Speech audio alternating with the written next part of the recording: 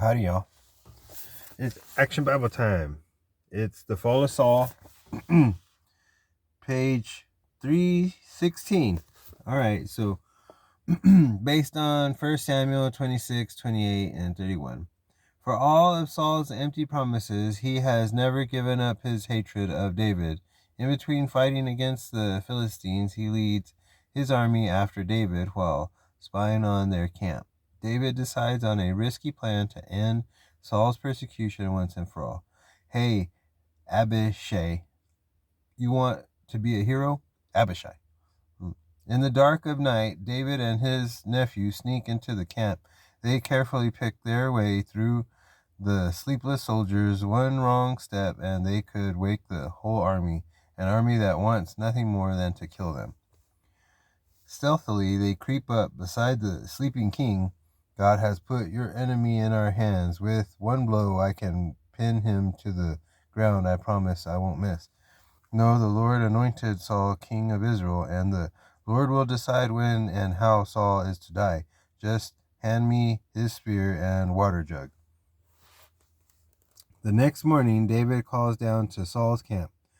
King Saul, do these look familiar? You took them while I slept. Again, you could have killed me, and you didn't. I have been a fool. I'll never try to hurt you again.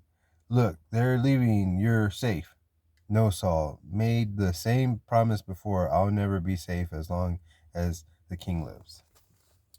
But Saul is not safe either. His army is confronted by the unified Philistine forces. When Saul sees the powerful Philistine army, he is afraid. Frantically, he calls upon God for help, but because he'd killed God's priests and disobeyed God's commands, God would no longer speak to him. Terrified, he resorts to a dark power.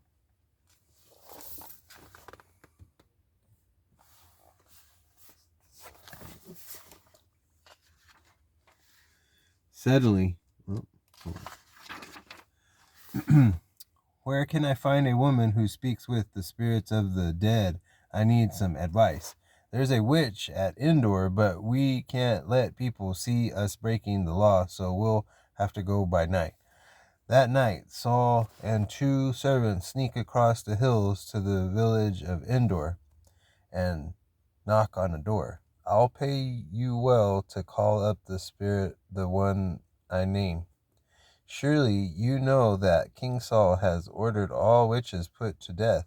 Are you trying to trap a poor old woman? I swear to the Lord that nothing will happen to you if you do what I ask. Very well. What spirit can I call up to soothe your troubled soul?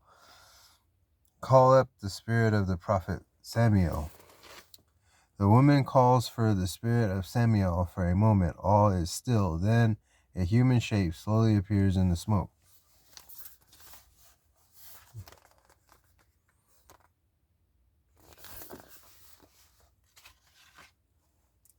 Suddenly, the witch cries out in terror.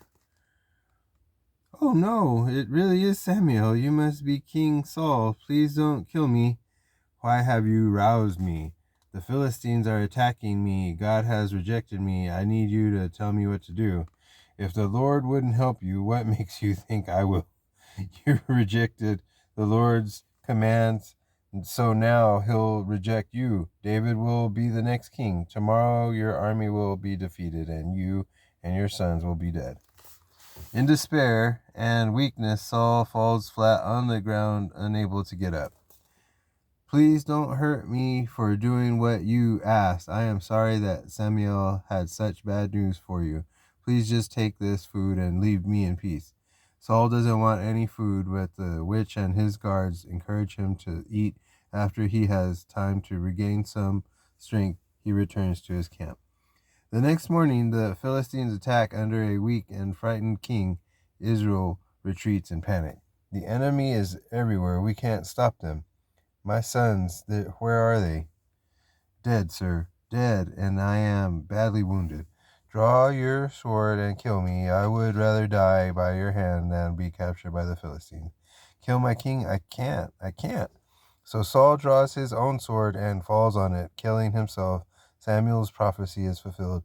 the reign of King Saul comes to an end.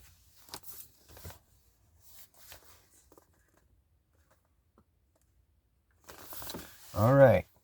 Let's see. Yep.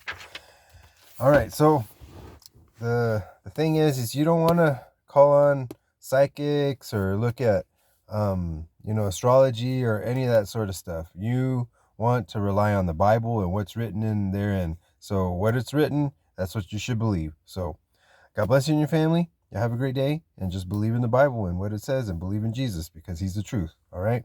You have a good night.